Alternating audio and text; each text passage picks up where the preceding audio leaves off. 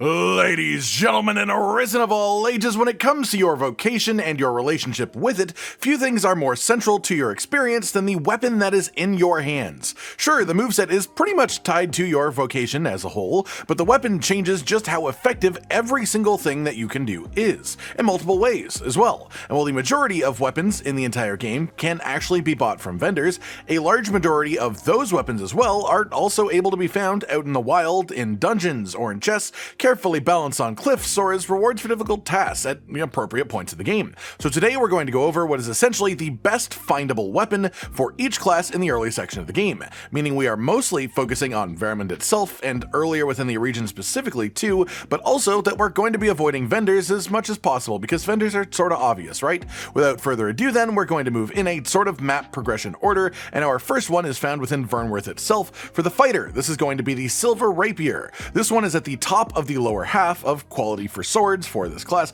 so it's not mind-blowing, but it is definitely solid. It's very good for the point of the game where you can get it, because in this location it is free, and it's also the easiest and earliest of the ones on this list. As for where it is then, head to the inn in Vernworth and make your way up to the second floor. Then on the opposite side of the room, there will be a door to a balcony, climb the ladder that is on the balcony outside, then parkour across the wooden platforms at the top of the ladder, and then you will reach the roof of the Pawn Guild. Climb up into the center sort of gazebo? I don't know, but gazebo's a fun word that seems fitting. And in these chests, you'll get a fairy stone, some pants, then also the silver rapier fighter sword. But that's not it for fighter either. Fighter is in the weird position where it has two weapons essentially, but they aren't a pair, they don't come together, as the shield does also count. So let's talk about the shield for fighter, and this is going to be the Daughter of the Evening shield. This is an incredibly strong shield, one of the top handful in the game for strength gain at least, and it also has a unique secondary effect that you might be able to glean from reading the description, but I don't really want to make it too obvious and burn the moment of it clicking for you.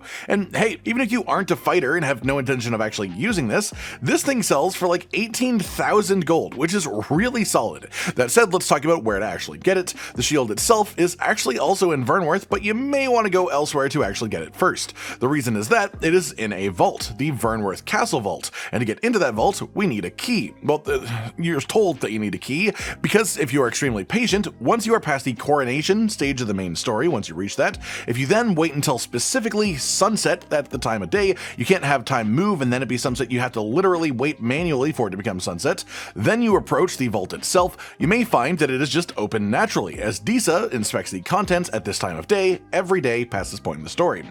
Then you can sort of just sneak around while it's open and open the chest without her seeing you, and then even if you do get caught and sent to jail, they won't actually take anything that you managed to nab before that point, and in case you want to do that for yourself then, the vault itself is here, just down the stairs behind and left of the throne room itself in Vernworth, and it's honestly not hard at all to actually get. The AI for the quote-unquote stealth and trespass sections of this game does seem a little bit funky for sure. As for the key, if you do want to do it in a more active way rather than just waiting for the right time of day, that is found in the ancient battleground, and it just happens to be right beside our next class's weapon, the Infernal Edge, which is relatively middle of the pack as far as duo-spear power in the game, but also pretty much the only duo-spear that you can get in Vermund without paying for it at a vendor that isn't the default one, or the result of using a bug to kill the lesser dragon in Melve, where it is scripted to just sort of escape and live.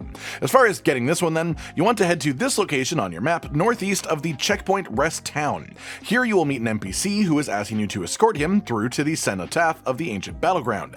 The beauty of this quest is that as long as you are out of combat, he'll just sprint right towards his objective, so I don't even need to tell you where to go, you just follow him and fight off any enemies along the way.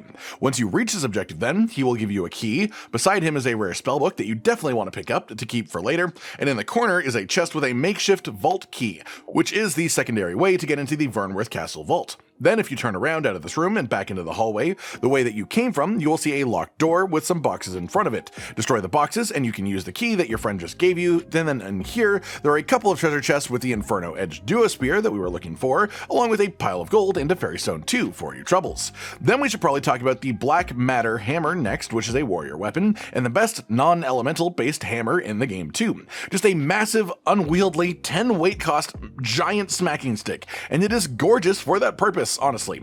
As for how to actually get it then, that's the fun part. Follow the objectives from the last entry and you'll wind up in that same hallway from the duosphere. They will leave you in this hallway in the ancient battleground, and then from here you want to head forwards and up the stairs. So not the way you came from, but instead up to the top of the cliff. And there will be a nice open area up some stairs with an armored cyclops at the top of them. For me, he was asleep, so I just slipped behind him, but you can just kill him. I killed him afterwards, doesn't really matter. And behind him is a chest with this hammer just waiting to be picked up. Simple as that. Then after that, let's talk about the thief weapons for today, the helmbarte daggers. And these are actually better than the ones that you get for the thief mastery stuff that you do in the Nameless Village. Not by a massive amount, but they are better. And given that we're trying to get you the best equipment possible early in the game, that is of course a very important distinction. As for where they actually are then, they are in the derelict mine, located here on your map, west of Vernworth. In this cave, there are breakable rocks on the wall in multiple places, but the specific one that you want to break are on the wall to your right, and then you can pop it open. Then just run through the hall, jumping over the first 2 holes in the ground. Do not fall into these. Then purposely fall down into the 3rd hole. In front of you from here will be a ladder heading downwards as well, and from here you just go down the ladder and open the chest that is behind the ladder, and the daggers will be in there.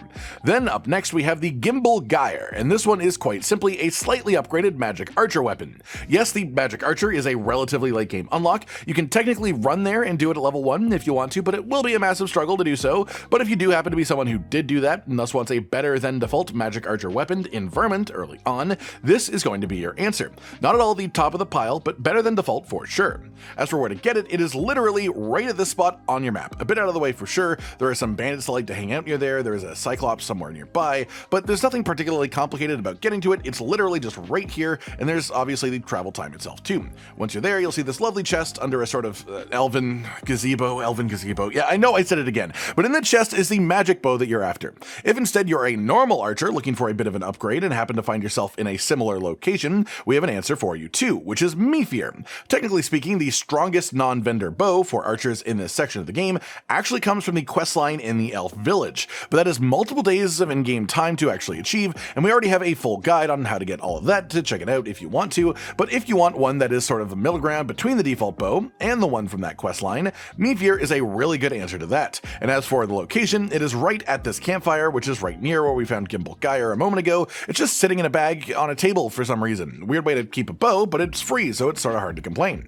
After that, we have another elf area based weapon. This time it's for mages, a basic staff called favoured canopy. This isn't necessarily the strongest staff as far as magic stat in the game, but let's be honest, when you're playing mage, or if you have a mage pawn that you'd be putting on this potentially, they aren't there for their damage really. They are there for support, and one of the best possible options for that is this staff. It sacrifices a bit of magic stat compared to other staffs, so the damage is lower, but it's worth noting it is still a fair whack above the default starter staff too. But in return, it actually applies sleep status to enemies, so you can have your already support-based character applying full-on sleep debuffs occasionally for massive windows of extra damage, especially on larger enemies. And that's really hard to argue against, at least in my personal opinion. As far as getting it then, this one is located here in the Rain Shelter Cave. This is by no means a sprawling dungeon of any kind. I think the idea is just that the cave itself is well out of the way and has a cyclops outside of it, but once you know where the cave itself is, simply walk inside and open the chest. Weapon acquired for your collection, simple as that. Then we have a bit of a sad moment, which is the sorcerer. For whatever reason, archistaffs just seem real thin across the ground within the game. Just a far lesser number of these than most weapons, and this is especially felt in Vermund, as there are no non-vendor archistaffs before Batal at all, that I know of at least, other than of course the default one that you find to unlock the vocation to begin with. That said, it's very important to note that the vendor in the Sacred Arbor, the Elf City, actually sells the 3rd, debatably 2nd, best archistaff in the entire game, like the whole thing, and it costs quite a chunk of gold to get it there, but again, it is one of the best in the game, and you just won't replace it for the majority of your journey if you do happen to get it here.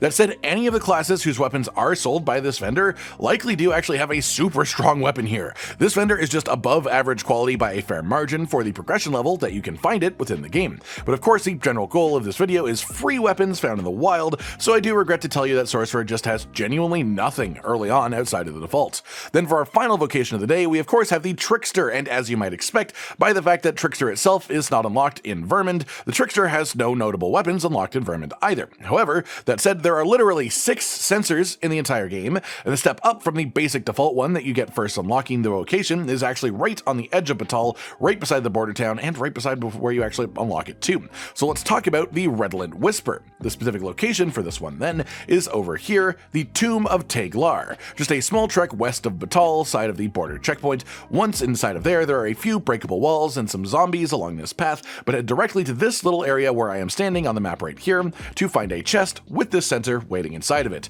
And that just about does it for today then, everyone. The best early weapons that are findable in the wild of Dragons Dogma 2. Of course, a lot of these are worse than the tippy top options from the vendors available at each point in the game, but those ones cost gold, and these are just available for you to find naturally. Again, I regret there isn't really an answer to this question for sorcerer specifically, but every other class does have a noticeable upgrade pretty early on that you can get relatively easily, and most of these also come with secondary rewards or bonuses too in the location you find them, which is nice in itself. Hopefully you've enjoyed this then, and of course we'll do more of these for later stages of the game if you enjoyed this one, so let us know in the comments down below. Like if you liked the video, subscribe to the notification bell for more, and most importantly, ladies and gentlemen, until next time, stay sweet. Josh, Cotton, and Hollow with the videos, dropping the humor like a hammer on your tippy toes, bringing entertainment on a daily arrangement to take our insanity and turn it into entertainment. Yes, I said entertainment twice, to reiterate that it is nice to look into your faces on a mostly daily basis when you let us in your homes to make the whole world a stage. Goodbye.